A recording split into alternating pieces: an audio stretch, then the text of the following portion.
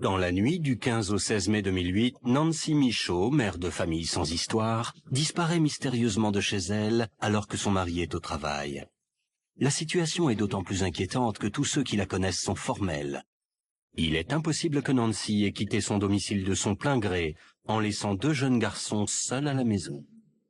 Nancy Michaud était l'attachée politique d'un ministre. Le crime s'est produit dans une résidence tranquille. Et dans la chambre d'à côté, il y avait deux enfants qui dormaient à poing fermé. C'est ce qui m'a fait vraiment froid dans le dos. Une femme qui est enlevée à son domicile, devant ses enfants. Attendez-vous à voir toutes les forces de police débarquer.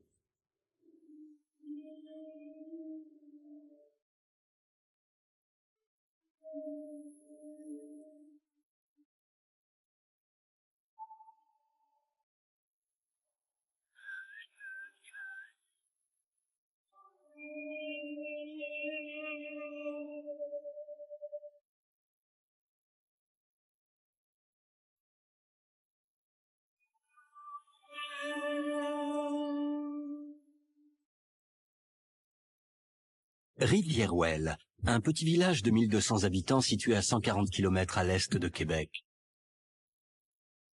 Le 15 mai 2008, Nancy Michaud, bien connue dans la région, dîne à la maison en compagnie de son mari et de ses deux fils en bas âge.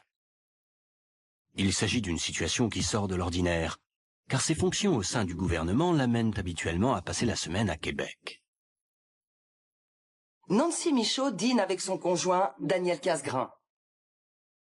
Et c'est un dîner qui se passe dans la bonne humeur. Daniel Casgrain est heureux de voir sa conjointe qui est pressée parce qu'elle organise une conférence de presse dans le cadre de ses fonctions, avec le ministre Claude Béchard. Nancy Michaud est l'attachée politique de Claude Béchard, ministre de l'Agriculture, de la Pêche et de l'Alimentation, dans le gouvernement libéral de Jean Charest. Daniel Casgrain et Nancy Michaud représentent un couple tout ce qu'il y a de plus normal.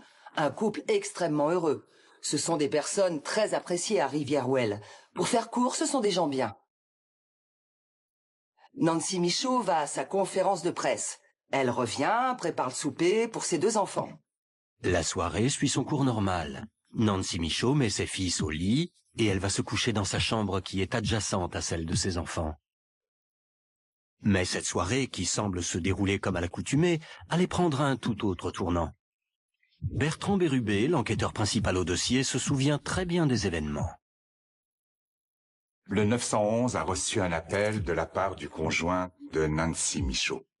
Il était 3h36 le 16 mai. Et c'est à ce moment-là qu'ils vont apprendre que Nancy Michaud n'est plus dans la maison alors qu'elle devrait y être. Rapidement, les patrouilleurs se sont aperçus que quelque chose de grave venait de se passer. Daniel Casgrain dit être rentré du travail environ 1 heure avant d'avoir lancé l'appel d'urgence. Il détaille sa soirée aux enquêteurs dans les moindres détails. Les habitudes de ce couple sont toujours les mêmes. Monsieur Casgrain travaillait le soir, donc il arrivait chez eux vers 2h30. Et cette soirée-là, en arrivant au rez-de-chaussée, il a remarqué dans un premier temps que la porte de la chambre des parents était demeurée ouverte, ce qui était contraire aux habitudes de Nancy. Son habitude, c'est d'aller souhaiter bonne nuit à ses deux garçons, et c'est ce qu'il fait. Il rentre dans la chambre des garçons, qui est attenante à la chambre des parents. Il prend le temps de changer le plus jeune, qui a mouillé son lit, lui souhaite bonne nuit. Il va se coucher dans la chambre, près de sa conjointe, près de Nancy Michaud, et là, il réalise qu'elle n'est pas là. Nancy? Là, il commence à mettre les choses en corrélation, la porte ouverte, et en descendant au sous-sol, il va remarquer des premières taches de sang, et aussi, il va remarquer qu'à l'entrée de la cave, il y a des traces de terre qui ne devraient pas être là.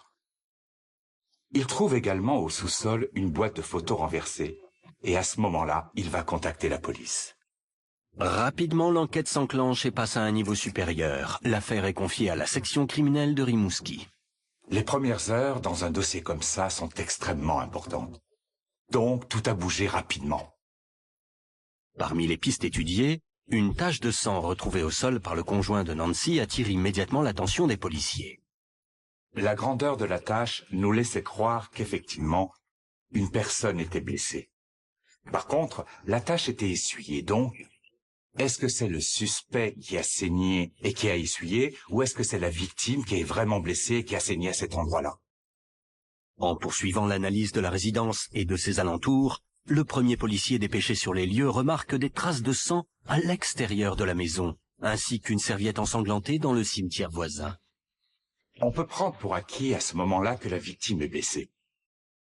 La scène de crime s'élargit donc jusqu'au cimetière, qui se trouve à environ 150 mètres de la maison de Nancy Michaud.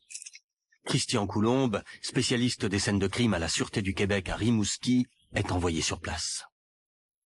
En arrivant à Rivière-Ouelle, on apprend qu'il y a une serviette blanche qui semble être imbibée de sang dans un fossé à côté du cimetière. J'apprends aussi que dans l'escalier, à l'arrière de la maison, à l'intérieur, il y a de la terre et un peu d'herbe. Et aussi une tache de sang, en haut des marches au rez-de-chaussée, vraisemblablement parce que la victime a touché le sol. La véritable urgence consiste à récupérer les indices qui pourraient se trouver à l'extérieur. En effet, ceux-ci sont susceptibles de disparaître plus rapidement que ceux localisés à l'intérieur de la maison, qui est désormais sous scellé. Donc, on commence par examiner l'extérieur entre la maison où est arrivé le drame et le cimetière. En arrivant dans le cimetière, je vois qu'il y a des traces de véhicules. On voit qu'une voiture est passée récemment dans l'allée principale du cimetière, qu'elle a tourné entre les pierres tombales avant de reculer pour repartir. J'observe aussi qu'il y a 3 petites taches de sang, dont une qui est un peu plus grande et où le sang n'a pas encore séché. En observant les traces de pneus, on se rend compte que la mare de sang est juste en face des roues arrière du véhicule, ce qui nous indique que la victime a probablement été embarquée dans le véhicule à cet endroit-là. Afin de déterminer la taille du véhicule utilisé, Christian Coulombe mesure l'empattement et l'espace entre la roue avant et la roue arrière du véhicule. Le calcul indique 135 cm. À ce moment-là, avec l'expérience que j'ai, je sais que c'est un petit véhicule qui a été utilisé. En poursuivant son travail dans le cimetière, le spécialiste des scènes de crime remarque une étrange traînée. Quand je me pose dans le cimetière et que je regarde vers la maison, je m'aperçois que des brins d'herbe sont inclinés sur une largeur d'environ 45 cm. Ça me laisse penser qu'il y a quelque chose qui a été traîné à cet endroit-là.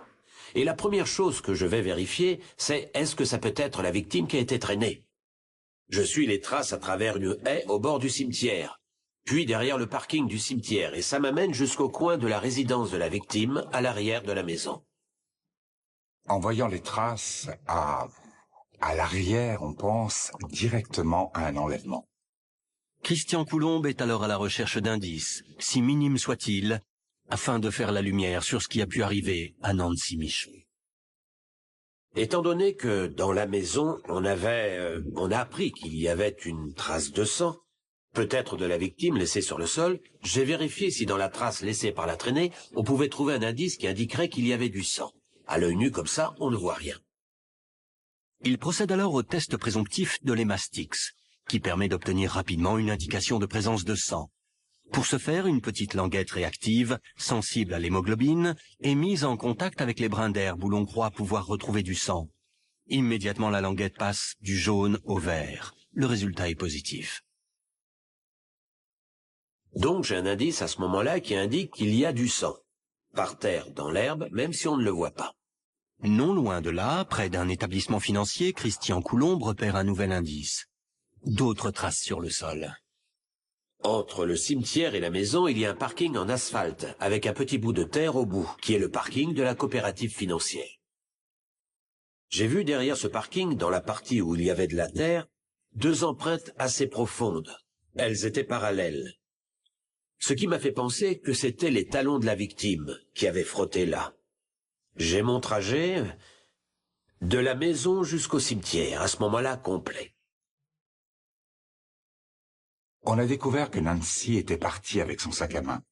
Et donc, pour nous, il est important de découvrir ce qu'il y a dans le sac à main le plus rapidement possible, au cas où quelqu'un utiliserait quelque chose dans le sac à main.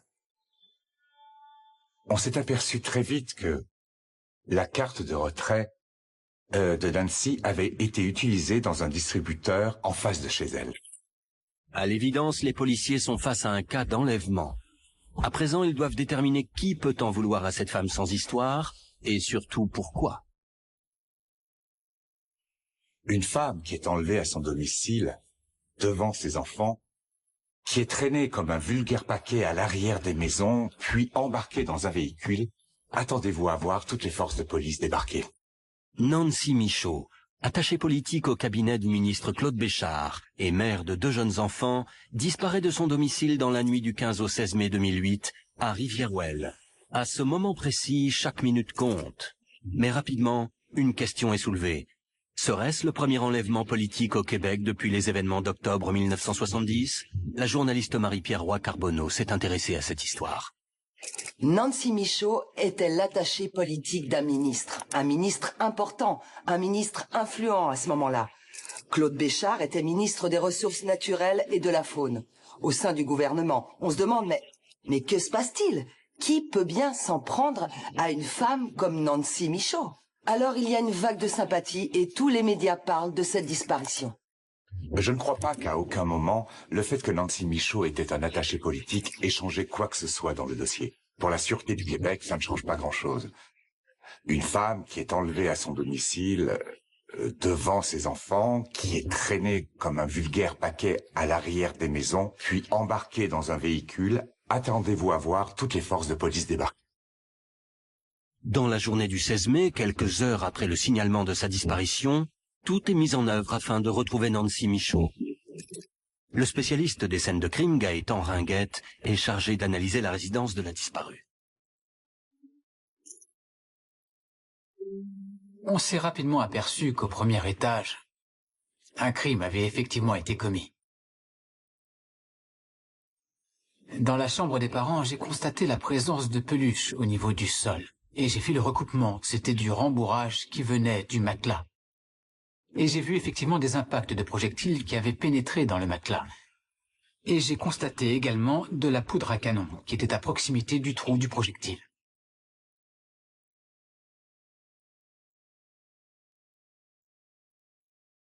Je constate par ces impacts de projectiles que le suspect devait être très près de la victime. Et ce qui m'a étonné, c'est qu'il n'y avait aucune tache de sang au niveau du sol, ni même au niveau des murs. C'est ce détail qui m'a fait penser qu'on lui avait demandé de faire quelque chose, et le coup de feu, c'était pour lui montrer le sérieux de la chose. À ce moment-là de la soirée, elle était encore vivante.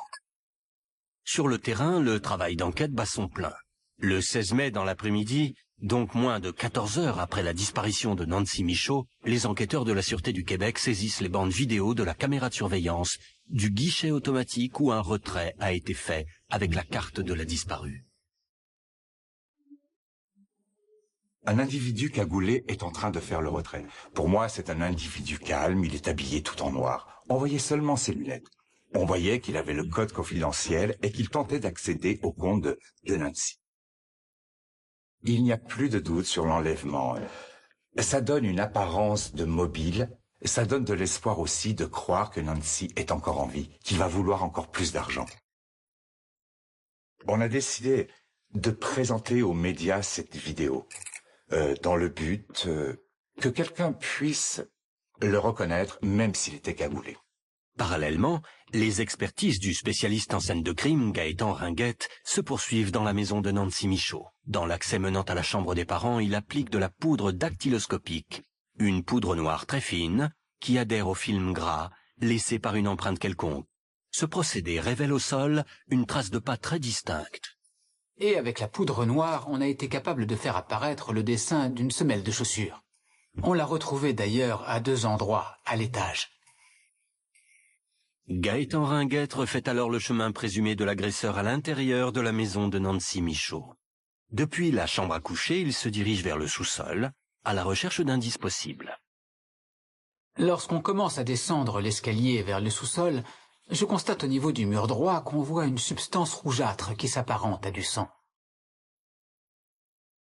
Lorsqu'on se dirige du sous-sol vers la partie qui leur sert de pièce à débarras, on constate encore une fois la présence de taches rougeâtres, comme si quelqu'un avait commencé à saigner à cet endroit précis. Gaëtan Ringuette poursuit alors son analyse des lieux à l'aide d'un réactif. Cette substance révèle toute trace de sang invisible à l'œil nu, y compris celle qui aurait pu être lavée ou effacée. Le produit est vaporisé dans une pièce plongée dans une certaine obscurité. Au contact du sang, une réaction de chimiluminescence bleutée apparaît. Lorsque je suis arrivé près de la porte, j'ai vu apparaître une trace de pas dont le dessin était semblable aux empreintes que j'avais trouvées à l'étage. Et à partir de là, une fois arrivé dans cette pièce, j'ai constaté qu'il y avait eu effectivement nettoyage ou lavage, parce que j'ai vu des traces comme si quelqu'un s'était appliqué avec un linge à essuyer le sol.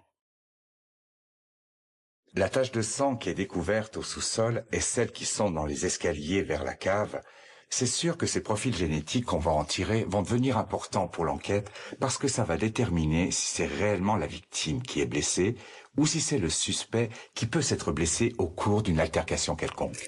Peu à peu, une hypothèse se détache.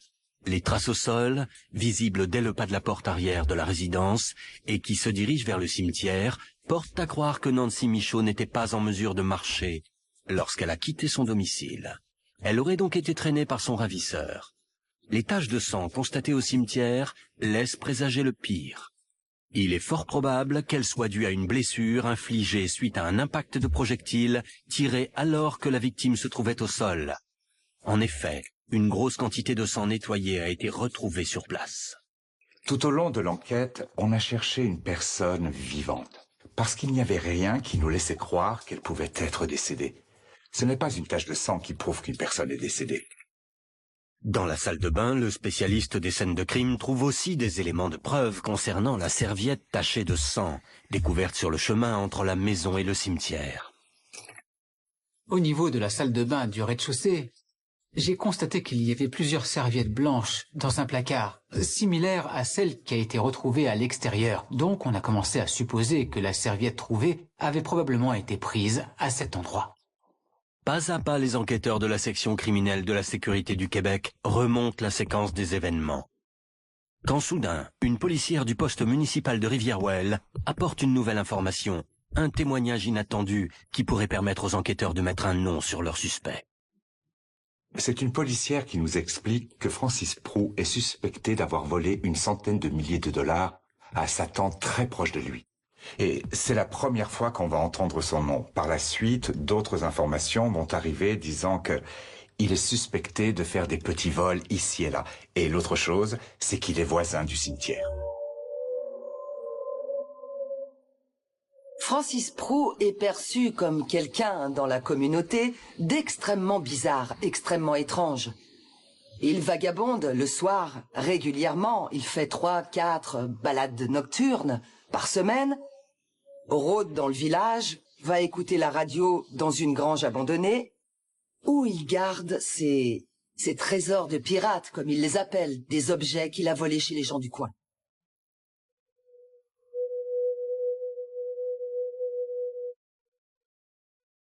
Les enquêteurs décident donc d'aller rendre une petite visite à Francis Prou. Il est entendu à titre de témoin important, comme tous les gens résidant à proximité de la scène de crime. Il est calme, il invite les policiers à visiter son appartement. Donc on élimine tout de suite la possibilité que Nancy soit chez lui et par la suite, en le questionnant, il va raconter qu'il n'a pas d'argent sur ses comptes en banque, mais par contre qu'il a 225 dollars sur lui. Une autre chose qui a, disons, attiré l'attention, c'est l'heure à laquelle il disait s'être couché, à 1 heure du matin. Peu de temps après la rencontre avec Francis Prou, Daniel Casgrain, le mari de Nancy Michaud, est convoqué une seconde fois afin de donner plus d'informations concernant son arrivée à la maison le soir du drame. C'est alors qu'il se souvient d'un petit détail. Un détail qui semble à première vue anodin et qui est survenu à 2h30 du matin. Daniel va se souvenir être arrivé juste derrière le véhicule de Francis Prou et que Francis Prou a accéléré devant lui pour s'en aller sur la 132. Francis Prou n'a pas dit la vérité. Et là, c'est à partir de ce moment-là qu'on va commencer à s'intéresser à lui, parce qu'on se demande pourquoi il a menti. Tout le monde cherche à nous aider dans ce village et lui nous ment. Pourquoi? Dès la nouvelle de cette information, les enquêteurs reçoivent la consigne d'attirer Francis Prou sans éveiller ses soupçons. Stratégiquement, les policiers lui proposent donc de passer un test polygraphique afin de détecter s'il dit bel et bien la vérité. Il arrive de la forêt, il est nerveux, il a des gouttes de sueur au front. Il y a même une goutte qui va descendre le long de son visage. Sans savoir, Francis Prou venait de commettre une erreur. Parce que le sergent, le voyant sortir d'une forêt comme ça, s'est posé des questions sur sa présence dans cette forêt. C'est l'endroit idéal pour cacher ou dissimuler des choses. À cause de son attitude, sa nervosité, on s'est dit qu'il fallait absolument aller visiter ce secteur-là. Le 17 mai, en fin de soirée, environ 24 heures après la disparition de Nancy Michaud, les autorisations de fouiller la forêt sont lancées. Parallèlement, les médias diffusent la vidéo captée par la caméra de surveillance de la Caisse populaire. Et l'opération semble porter ses fruits. Nous avons reçu des appels en référence à cette vidéo-là, nous donnant des nouvelles pistes. Il y a un individu dont le nom ressortait pour ses caractéristiques physiques. Et ce nom a commencé à nous interpeller une nouvelle fois. C'était celui de Francis Prou. L'étau se resserre de plus en plus sur Francis Prou, qui continue toutefois à nier toute implication dans cette affaire. Il est convoqué pour être soumis au test polygraphique. Pendant ce temps-là, les recherches se font sur le terrain. Et là, on va découvrir un premier indice important. Le 18 mai 2008, Francis Prou, suspect numéro 1 dans le dossier d'enlèvement de Nancy Michaud, se soumet à un test polygraphique. Il espère ainsi se blanchir de tout soupçon. Pendant ce temps, l'enquête fait une avancée considérable. Le test commence comme tous les autres tests. Il collabore très bien. Pendant ce temps-là, les recherches se font sur le terrain. Et dans la forêt, on va découvrir un premier indice important. En fait, on va découvrir un sac dans lequel on va trouver des papiers essuie-tout imbibés de sang. Il y a aussi les restes d'un repas, de style fast-food, et des papiers adressés au nom de Francis Prou. Le spécialiste en scène de crime, Gaëtan Ringuette, procède alors au test de l'hexagon Opti. Ce test de dépistage permet de déterminer si le sang est d'origine humaine. À l'aide d'un coton-tige intégré à même un flacon de transport, on effectue un prélèvement de la tache directement sur l'essuie-tout. Une fois remis dans le flacon, le coton-tige entre en contact avec le liquide de transport. 2 gouttes de ce liquide sont ensuite versées sur un plateau de plastique. Si l'échantillon est positif, 2 lignes rouges apparaissent en quelques minutes sur le plateau. Dans ce cas, on peut alors confirmer la présence de sang humain. J'ai eu effectivement la confirmation que le sang qui était sur les essuie-tout était vraiment d'origine humaine. C'est sûr qu'on fait rapidement le lien avec la victime qui est disparue, le sang qui a été retrouvé dans le chemin où elle a été enlevée. Et on pense encore qu'elle est blessée. Par contre, on n'a aucun moyen de savoir à ce moment-là, immédiatement, si c'est vraiment le sang de Nancy Michaud. Toujours le 18 mai, pendant que se déroule le test polygraphique, l'enquête connaît un nouveau rebondissement. Suite à la diffusion des images de la caméra de surveillance, un jeune homme se présente au poste de commandement de la Sûreté du Québec. Ce jeune homme s'est présenté à nous pour nous dire qu'il reconnaissait l'individu, que l'individu c'était Francis Prou.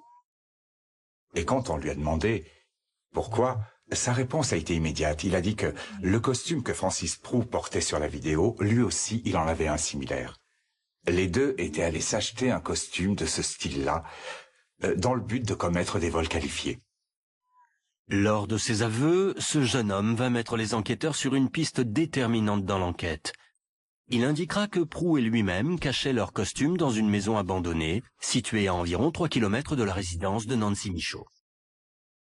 Quand il a vu la photo, les images qui correspondaient à Francis Prou, il a pris l'initiative d'aller voir à la vieille maison s'il remarquait quelque chose de particulier.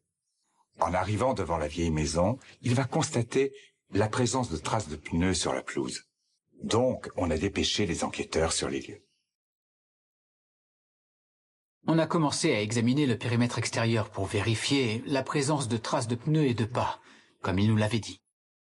Ils ont suivi les traces qui les ont menés à l'arrière de la maison, et quand ils y sont arrivés, ils ont constaté qu'il y avait des traces de sang dans les escaliers. J'ai constaté en montant les marches des taches de sang. Et une de ces taches m'a fait penser à la forme d'un corps humain. Ce qui m'a surpris, c'était d'arriver à distinguer la trace des fesses comme si un corps avait été posé sur le sol. Et également un amas de sang qui semblait avoir la forme des épaules et également de la tête. C'est comme si le corps avait été laissé là pour être ensuite amené à l'intérieur de la résidence. À partir de cette entrée secondaire, les traces de sang sont suivies jusqu'à l'intérieur de la résidence. Je vois encore des motifs de traces de pas partielles, mais dont la forme, encore une fois, donne l'impression qu'elles correspondent à celles qu'on avait trouvées sur la scène de crime dans la résidence de la victime au premier étage. Et ces taches rougeâtres-là vont nous amener jusque dans la chambre au rez-de-chaussée.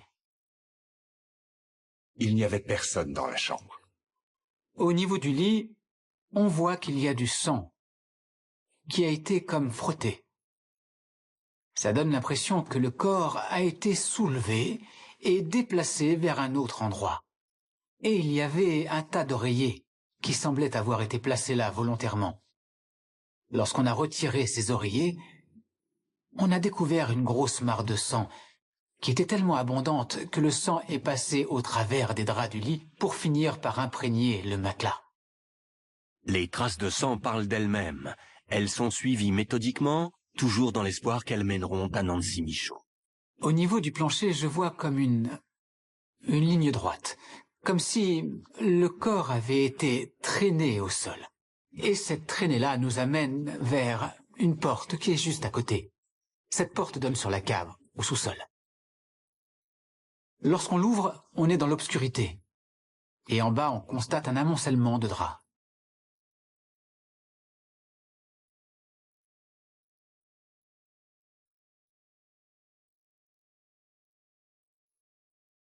Madame Michaud avait été dissimulée sous une pile de couverture au sous-sol. Suite à cette macabre découverte, l'enquêteur Bertrand Bérubé demande à ce que le test polygraphique de Francis Prou soit immédiatement arrêté. Francis Prou est mis en état d'arrestation pour le meurtre de Nancy Michaud. Dans la maison abandonnée, Gaëtan Ringuette, le spécialiste en scène de crime, découvre plusieurs autres éléments de preuve incriminants. En examinant la chambre à coucher, on a découvert sous le lit un sac en plastique, avec à l'intérieur une cagoule et des vêtements. Il ressemblait à ce que portait l'individu qu'on a vu via la caméra de surveillance de la coopérative financière, où un retrait avait été fait avec la carte de la victime. On a trouvé des objets qui provenaient d'autres maisons dans lesquelles Francis Prou avait commis des vols. Le 18 mai 2008, le décès de Nancy Michaud est confirmé. Une pathologiste est dépêchée sur la scène de crime afin d'examiner le corps de la victime sur place et s'assurer qu'aucune preuve ne sera perdue lors du transport du corps.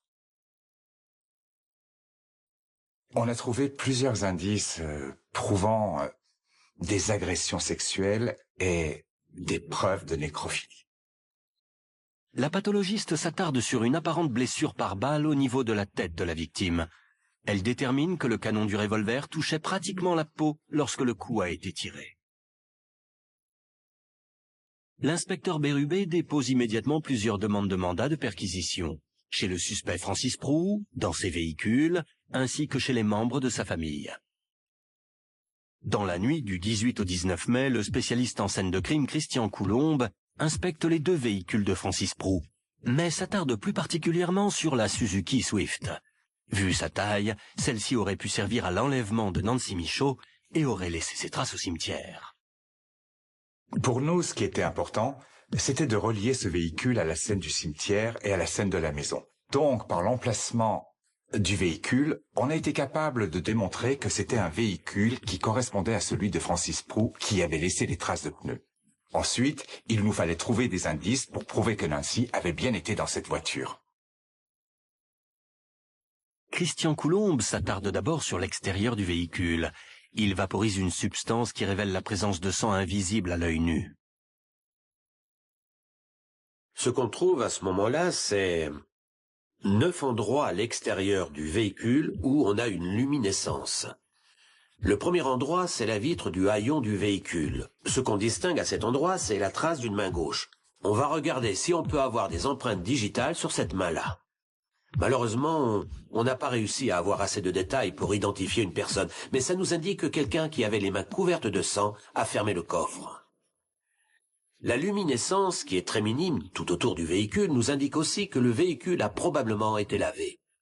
L'analyse de l'intérieur du véhicule sera elle aussi très révélatrice. On peut voir immédiatement qu'il manque un morceau de tapis au niveau du plancher, du passager avant, et qu'il n'y a pas non plus de tapis derrière le siège du conducteur. Il a complètement été découpé. On présume que ce sont des endroits où il y avait trop de sang. Alors il n'a pas pu les nettoyer, parce que le véhicule est propre, le véhicule a été nettoyé, ça c'est évident. Sur les sièges qui sont gris, on voit quand même des petites colorations un peu plus foncées, le gris était encore taché. Encore une fois, Christian Coulombe vaporise son produit afin de révéler du sang qui aurait été nettoyé à l'intérieur du véhicule. Et là, à ma grande surprise, on voit des traces de mains entières, sur les sièges, sur les dossiers des sièges. Ça veut dire que la personne qui a mis ces mains-là avait les mains complètement couvertes de sang. Et les résultats d'ADN ont démontré que le sang découvert dans la voiture était celui de Nancy. Francis Prou, qui a toujours nié son implication dans cette affaire, doit à présent se soumettre à un interrogatoire en bonne et due forme. Une question reste en suspens. Prou va-t-il craquer face aux preuves l'incriminant? Aussitôt que l'enquêteur lui déclare qu'on a retrouvé Nancy, il veut immédiatement savoir à quel endroit, parce que pour lui, ça va lui confirmer qu'on a bel et bien Nancy. Suite à la découverte du corps sans vie de Nancy Michaud le 18 mai 2008, à peine 2 jours après son brutal enlèvement, le suspect Francis Prou est mis en état d'arrestation. Les enquêteurs tentent maintenant de lui faire avouer son crime. C'est certain qu'on va l'écouter parce qu'il faut comprendre ce qui s'est passé, comment il en est venu là, afin de pouvoir résoudre cette affaire. Le lendemain de la découverte du corps, la grange utilisée par Francis Prou est perquisitionnée. Une arme y est retrouvée. Elle est remise à un spécialiste en balistique judiciaire, qui est chargé de l'analyser. On lui fournit également un projectile récupéré lors de l'autopsie de la victime, ainsi que ceux retrouvés dans sa chambre à coucher, à des fins de comparaison. L'arme qui a été retrouvée est un revolver calibre 22 à 9 coups. Et puis, il y avait des boîtes de balles, de munitions de calibre 22. Et il y avait aussi des douilles elles avaient été percutées, elles étaient vides. Le balisticien tente alors de relier ses projectiles à l'arme à feu à l'aide des marques microscopiques laissées sur le projectile au moment de la mise à feu. Lors du passage dans le canon, chaque projectile est marqué par des rainures qui sont uniques à chaque arme. Une balle de référence, tirée avec l'arme saisie, est comparée avec les projectiles récupérés sur la scène de crime et dans le corps de la victime. Le nombre de rainures, les cloisons et la largeur sont compatibles avec celles du projectile trouvé sur les lieux du crime et avec l'arme à feu de Francis Prou. Il en conclut qu'il s'agit bien de l'arme du crime. Toujours le 19 mai, le domicile de Francis Prou est fouillé de fond en comble. Il s'agit d'un appartement rangé avec minutie, où chaque chose est à sa place. Chez Francis Prou, il y avait une paire de bottes rangée dans une boîte qu'on a saisie. Et à l'examen de cette paire de bottes, j'ai constaté que le dessin de la semelle de la botte correspondait avec les motifs que j'avais prélevés à l'étage dans la maison de la victime.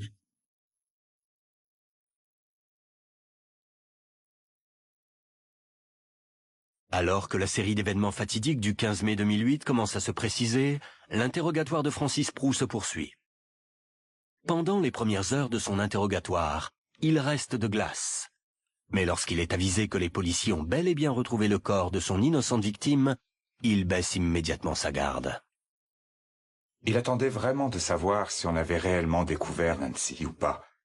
Parce que dès que l'enquêteur lui a déclaré qu'on avait retrouvé Nancy, il veut immédiatement savoir à quel endroit, parce que pour lui, ça va lui confirmer qu'on a bel et bien Nancy. Tout de suite, il va répondre « c'est moi qui ai fait ça ». Grâce aux déclarations de Prou et aux indices découverts sur les scènes de crime, l'inspecteur Bérubé est désormais en mesure de reconstituer la chaîne des événements tragiques du 15 mai, menant au meurtre gratuit de Nancy Michaud. Cette soirée-là, il nous a lui-même expliqué qu'il se sentait comme irrésistible.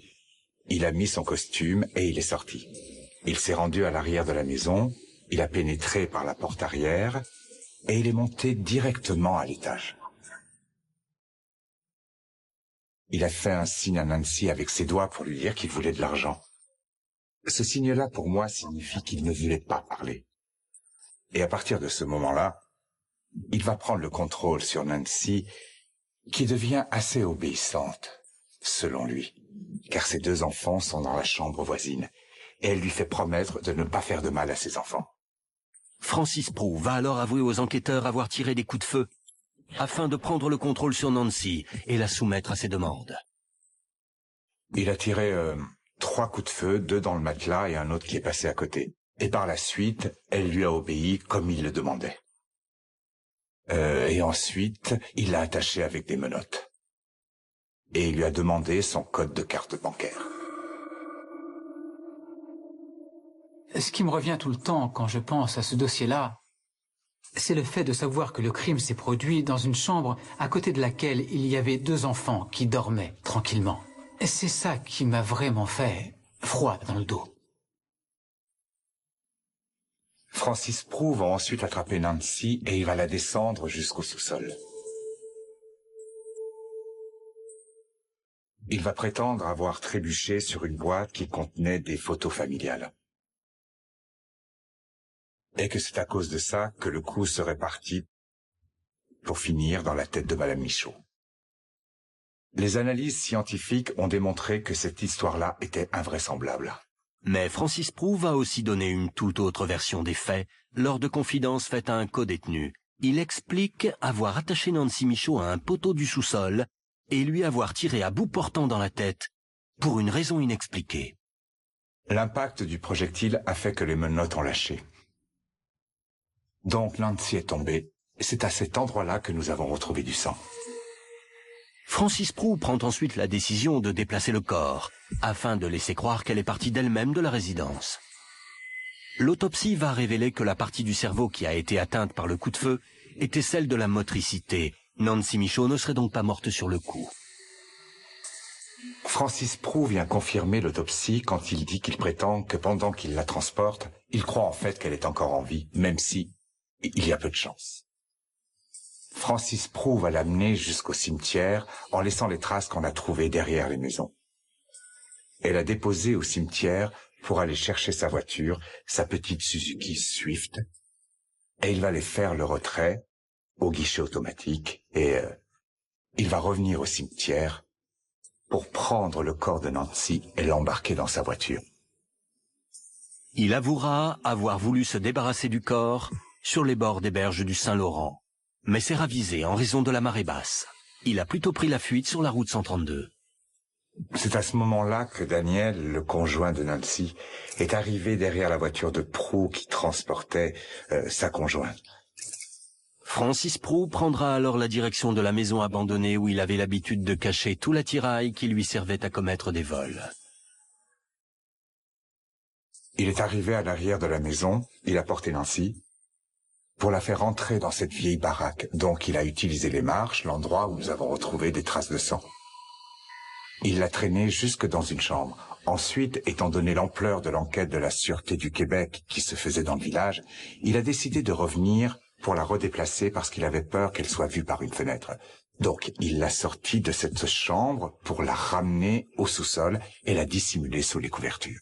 Par la suite, il a commencé à faire du ménage dans sa voiture, ce qui explique le sac qui a été trouvé avec des restants de repas et le sang imbibé sur le papier essuie-tout.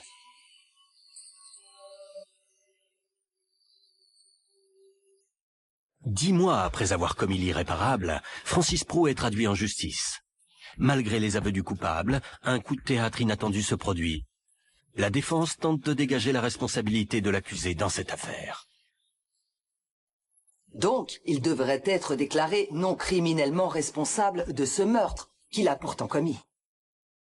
Le 19 mars 2009, près de 10 mois après le meurtre de Nancy Michaud, enlevée à son domicile en pleine nuit alors que ses enfants dormaient, le procès de l'accusé Francis Prou est sur le point de commencer. Les preuves accumulées contre lui sont accablantes. Au niveau de la victime, des prélèvements ont été faits afin d'établir le profil génétique de Francis Prou. Au niveau de la chambre de la résidence, on a obtenu le profil génétique de Madame Michaud, ainsi que celui de Monsieur Prou. Un chiffon ensanglanté qui avait été laissé sur le trajet entre la maison et le cimetière a donné également le profil génétique de Nancy. Les traces de pneus relevées dans le cimetière ont été comparées à celles de la petite Suzuki Swift, ce qui a confirmé qu'elles avaient été laissées par la voiture de Prou. L'ADN de la victime se trouve dans le véhicule de Prou. On a également saisi une arme à feu sur laquelle il y avait présence de sang. Ça veut dire qu'effectivement, Prou était impliqué dans cet événement. Cette sordide histoire crée une véritable onde de choc dans la région. Plusieurs habitants de la petite municipalité de Rivière-Ouelle vont même jusqu'à faire l'aller-retour matin et soir pour assister au procès qui se tient à Québec. La famille de Nancy Michaud est présente pendant le procès. Il y a sa mère, il y a sa sœur, il y a Daniel Casgrain, bien sûr, son conjoint. Les procureurs préviennent Daniel Casgrain. La preuve qui est sur le point d'être révélée risque d'être difficile à entendre. L'autopsie a révélé des choses très accablantes au niveau des agressions sexuelles. Et aussi sur la façon dont Nancy est décédée. Ce sont des moments extrêmement pénibles et douloureux pour la famille. Mais qu'ils restent là, pendant tout le procès, je pense qu'ils étaient là pour, d'une part, rendre hommage à Nancy Michaud. Et Daniel Casgrain l'a dit, c'était aussi pour ses enfants qu'il était là. Francis Prou est le premier témoin amené par la défense à la barre. On comprend dans son témoignage qu'il en a gros sur le cœur par rapport aux femmes. Il a des relations extrêmement troubles avec sa mère, qui est venue également témoigner. Il a des problèmes avec l'autorité aussi. Parce qu'on apprend que, quand il se confie, en fait, à son codétenu, il va dire que s'il avait pu, il s'en serait pris aux juges, aux avocats, à la police, il s'en serait pris à tous ceux qui sont l'autorité et qui ont de l'argent. Et comme Nancy Michaud avait de l'argent, dit-il, bien, c'est pour ça qu'il s'en est pris à elle. Et il n'avait pas de remords, il n'avait pas de regrets. S'il avait été pauvre, il n'aurait pas fait ça. Il dira aussi que s'il avait pu s'en prendre à Claude Béchard en personne, il l'aurait fait. Au procès, la défense tente de démontrer que l'état d'esprit qui aurait poussé Francis Prou à commettre son geste serait attribuable à sa prise de médicaments. La défense tentait de dire « Mon client n'était pas conscient de ses gestes au moment où il les faisait, donc il devrait être déclaré non criminellement responsable de ce meurtre qu'il a pourtant commis. » Mais la partie civile voit les choses d'un autre œil et brosse un tout autre portrait de Francis Prou, un homme capable de planification, qui a aussi démontré une gradation dans la gravité de ses actes criminels. Francis Prou a commencé vraiment par des petits vols d'opportunités, et là, il va progresser un peu dans sa façon de faire. Donc, il va se mettre à faire des vols qualifiés chez des commerçants avec une arme d'épaule. Et il va se procurer en chemin une arme de poing. Donc, tout ça va l'amener à un beau jour se rendre chez Nancy, qui demeurait pas loin de chez lui. Les jurés doivent donc trancher entre la théorie de la partie civile, qui prouve le meurtre prémédité, et celle de la défense, qui tente de faire déclarer Prou non criminellement responsable de ses actes. 2 jours de délibération leur seront nécessaires. Le prononcé du jugement, le 27 mai 2009, est un moment extrêmement émouvant. Quand la jury numéro 11 s'est levée et a déclaré Francis Prou coupable de meurtre prémédité, c'est la première fois qu'on a entendu vraiment une émotion venant de Daniel Casgrain, qui s'est spontanément levé et qui a applaudi. C'est comme si on avait senti une espèce de soulagement de savoir qu'enfin la justice avait été rendue.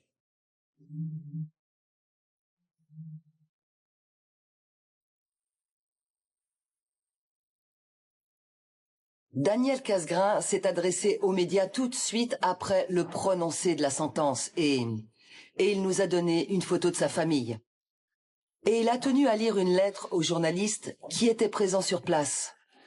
Une lettre tellement émouvante dans laquelle il raconte que, dans la nuit du 15 au 16 mai 2008, il s'est fait enlever ce qu'il avait de plus précieux.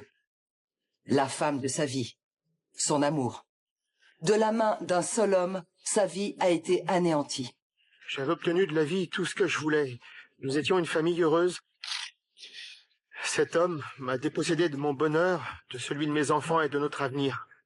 Je pense qu'avec cette lettre-là, la population pouvait saisir l'ampleur de la douleur de cet homme. Et en même temps, comprendre que justice avait aussi été rendue.